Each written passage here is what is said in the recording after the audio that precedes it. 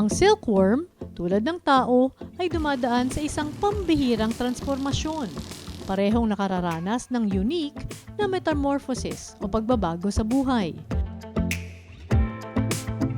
Ang mga silkworm dito sa Sericulture Research and Development Institute o SRDI ay nagsimula pa noong 1992. Matatagpuan ito sa North La Union Campus ng Don Mariano Marcos Memorial State University o DIMSU. Ang sericulture po literally is referring to the rearing of silkworm for silk production. But on a wider perspective, sericulture refers to the agro-based industry which requires the planting of mulberry trees to be fed to the silkworms to produce cocoons for silk yarn and fabric production. Ang mga seda na galing sa SRDI ay nakikipagsabayan na sa kalidad ng silk production sa Asia. Number 1 po ang China. And then, number 2 po ngayon is India. And there are other countries like for example, Thailand. Masasabi ko pong globally competitive tayo because we are producing 100% silk na it has its own quality. And then the kind of the finished product, wala po yan doon sa international. Metamorphosis din ang nangyari sa buhay ni Jaime. Isa siya sa mga beneficiary ng SRDI na nakakuha ng libreng training para mag-alaga ng silkworm. 500 pesos per kilo ang benta ni Jaime sa mga cocoon. Walang lugi dahil SRDI din ang bumibili nito para gawing fabric.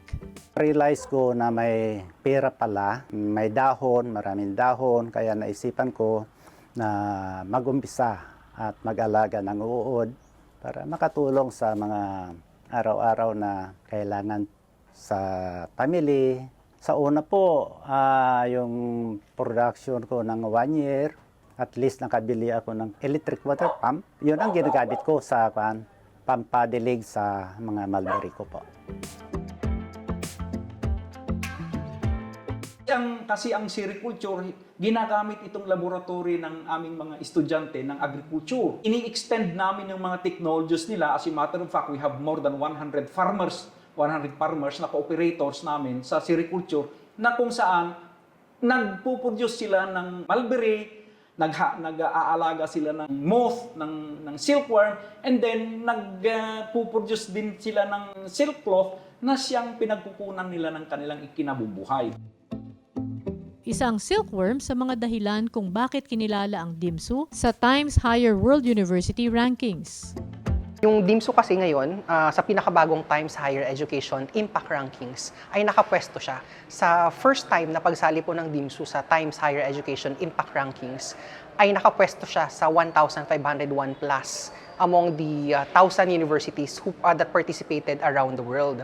So nagpapakita dito na natutugunan ng university, especially with these research institutes, nakakatulong tayo sa pag-solve ng problema sa pandaigdigang antas or yung solving yung sustainable development goals natin. Partner ng mga university ang International Affairs Service ng Commission on Higher Education o IAS. The Philippine universities have to subject themselves to an international metric. Hindi mo pwedeng sabihin tama na yung nakakapag-produce ka ng graduate, nakakapagbigay ka ng diploma. Dapat itaas natin, iangat natin yung performance ng mga universities natin. Kaya nung pinurso namin yung rankings doon sa Fostering World-Class Philippine Universities, it also expanded our awareness on what these international metrics are. So we invited experts coming from the Times Higher Education, coming from the Quacko Simons or the QS. We did master class. We also supported them joining education fairs so that they would know what is out there. They would benchmark their own performance or in fact how they also see education being shaped. Isang napakahalagang achievement para sa mga university ang mapasama sa Times Higher Education World Rankings. Isa lamang ang DIMSU sa dumaraming universidad sa bansa na nakikipagtagisan sa global standards. Nakapasok sa Times Higher Education World Rankings ang mga sumusunod na universities.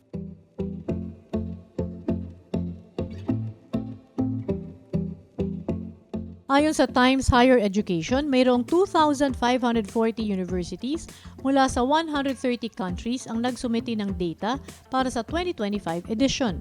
Ang impact rankings ay sumusukat sa performance ng mga university batay sa 17 Sustainable Development Goals o SDG ng United Nations. Sa ganitong global rankings, consistent nating napapatunayan na hindi magpapahuli ang world-class education ng universities sa Pilipinas.